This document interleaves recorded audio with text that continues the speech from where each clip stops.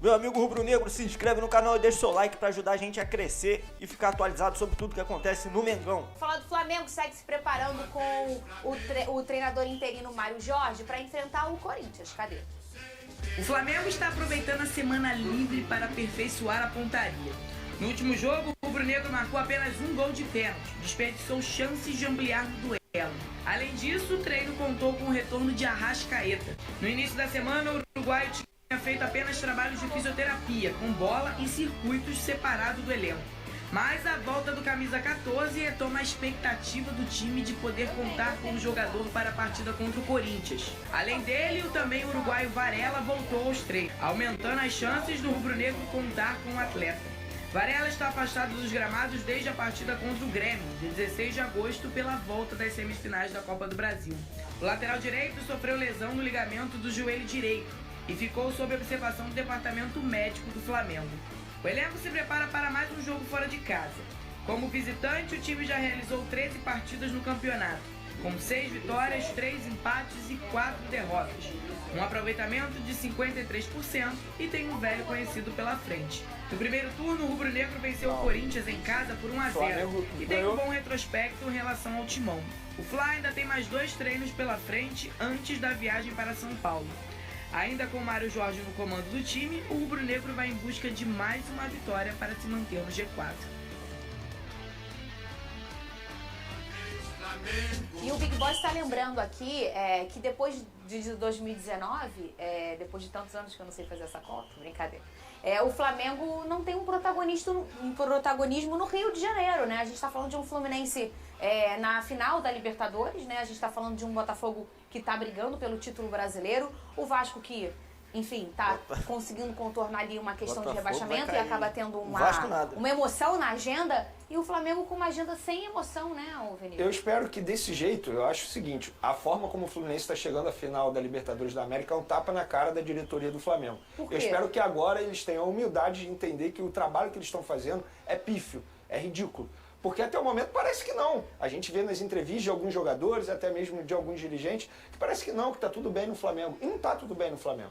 A forma como o Flamengo perdeu os títulos nessa temporada, e eu repito, em relação à expectativa e realidade, na minha opinião, é a pior temporada da história do Flamengo. Se esperava muito e o Flamengo não ganhou nada.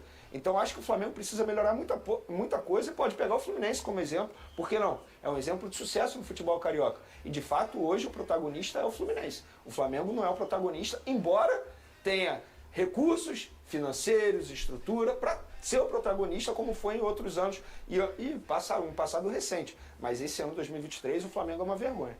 O que foi, Big Boy? Você falou?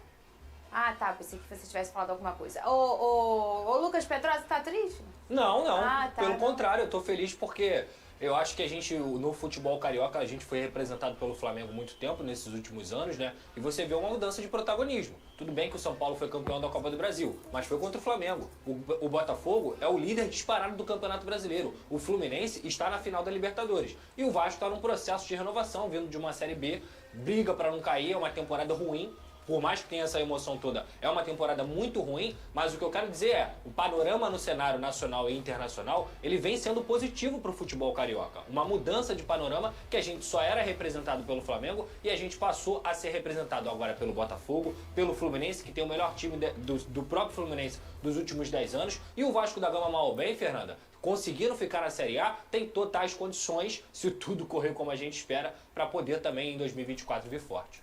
Pois é, o Vene Casagrande, você tem novidades sobre o Tite? Não tem nenhuma novidade. Acho que a próxima novidade seria a assinatura de contrato. Acho que esse seria o último passo, o último ato da diretoria para anunciar a contratação do treinador. O que eu acho que só vai acontecer depois do jogo contra o Corinthians. Não faz sentido ele assinar agora e o Flamengo anunciar agora.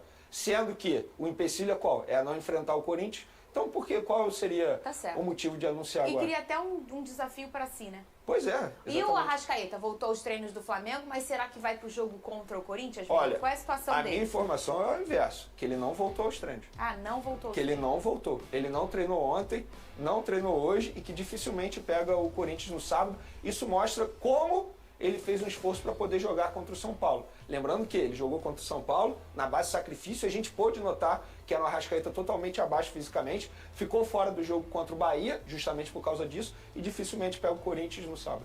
E é um cara que faz muita falta e que, aliás, ele performando no auge, ele deixa uma lacuna bem grande no Flamengo, independentemente de estar acontecendo no Flamengo, de ser um treinador bom ou não, né, Pedrosa? Muitas vezes essa bagunça ela era escondida justamente pelo talento do Arrascaeta. O Arrascaeta conseguia decidir jogos em 2, 3 lances. Eu lembro até um contra o Atlético Mineiro, onde ele decide vir a partida no segundo tempo sozinho. E a bagunça do Flamengo ela era nítida. Foi o dia do soco do Pedro. Então é um jogador indispensável para o Flamengo, mas ao mesmo tempo não adianta ele voltar e ficar com 50%, 60% do Arrascaeta, porque ele não vai conseguir render. Ele precisa se recuperar 100% e é algo que a gente já fala aqui desde o final de 2022. Se ele não se recuperar 100%, o Arrascaeta não consegue jogar. Genialidade ele tem, mas futebol hoje não é só talento, Fer. E se arrasta clinicamente há algum tempo, né? Inclusive, assim, eu acho o seguinte, isso precisa ser estudado pelo Departamento Médico do Flamengo. Não é normal um jogador da idade dele, de 28, 27 anos, sofrer tanto fisicamente como ele vem sofrendo há muito tempo. Estamos falando de um Arrascaeta que sofre fisicamente desde o meio da temporada passada. Mais de um ano. O Dorival Júnior não podia utilizar o Arrascaeta todo jogo. Aí ele foi bem na Copa do Mundo, fisicamente falando, aí voltou pro Flamengo, voltou a cair novamente. Algo precisa ser estudado. Alguém entendeu o que está acontecendo com o Arrascaeta. É dentro do clube? É fora do clube que ele não está fazendo processo de recuperação da maneira que tem que fazer? Enfim, algo precisa ser feito, porque não é normal o jogador do calibre dele e da idade dele, é um jogador jovem, 27, 28 anos, sofrer tanto fisicamente. É o auge. É o auge. Ô, Vene, e o volante Alan vai fazer outro procedimento durante a recuperação da lesão? É isso? É no tornozelo? Na verdade, não é outro. Vai ser o primeiro procedimento. Porque lembra quando o Flamengo divulgou nas redes sociais que ele teve um problema na planta do pé, enfim. E aí eles anunciaram que seria um tratamento conservador. Mas agora eles mudaram e ele vai fazer essa cirurgia aí para poder melhorar esse problema que ele tem, né? E quanto tempo? É temporada? Olha, agora, esquece. Né? Esse ano, esquece o Alan, ele só volta ano que vem. É uma pena, né? Um jogador que custou aí 9 milhões de euros ao Flamengo. E é um jogador que o São Paulo ele brigou para vir e quando veio o São Paulo ele pouco utilizou. Em determinado momento botou o Davi Luiz de volante e deixou o Alan no banco de reservas. Isso é inacreditável. Olha só, é porque a gente está dentro da temporada ainda. Quando a gente virar o ano e a gente lembrar como a gente trabalha com isso e quem é rubro-negro do que passou, a temporada do Flamengo foi inacreditável, Pedrosa. Foi, de várias... Muitas escolhas do São Paulo são Gente. assim, ó.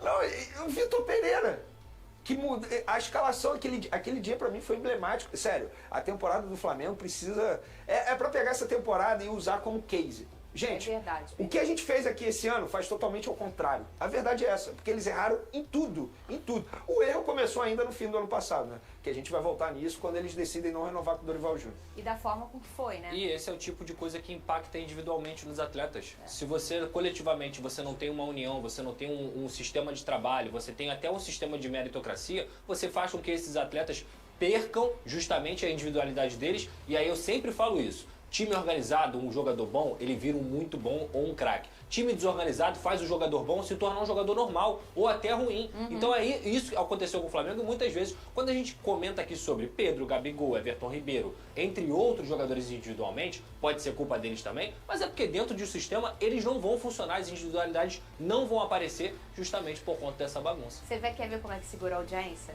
É isso, meus amigos. A temporada do Flamengo esse ano foi realmente um caos. E agora a gente termina o ano praticamente aí, faltam 2 meses para o fim da temporada, com o Fluminense na final da Libertadores. E o Botafogo, que está na liderança. Mas eles já demonstraram aí que acabou o gás do fogão e estão caindo de produção. Nos últimos 4 jogos foram 3 derrotas e um empate.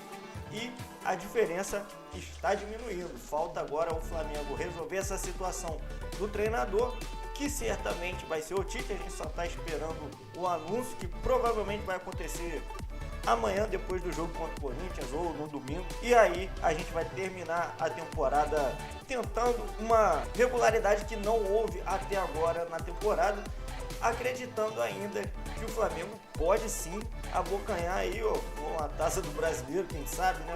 O Botafogo tá muito na frente de todo mundo, mas do segundo até o sexto, sétimo ali, tá todo mundo embolado. A gente está a apenas 2 pontos da vice-liderança. E se o Botafogo realmente cair do jeito que vem caindo até o final da temporada, basta aumentar a regularidade do Flamengo para que a gente possa buscar, quem sabe, essa taça do Campeonato Brasileiro nas últimas rodadas. Vamos esperar para ver e vamos continuar torcendo, né, meus amigos? Deixe o seu like aí e se inscreve no canal para ajudar o nosso conteúdo a chegar a muito mais rubro-negros e fazer o nosso canal crescer, para trazer sempre mais notícias do Mengão para você. Tamo junto, grande salve a todos, saudações rubro-negras.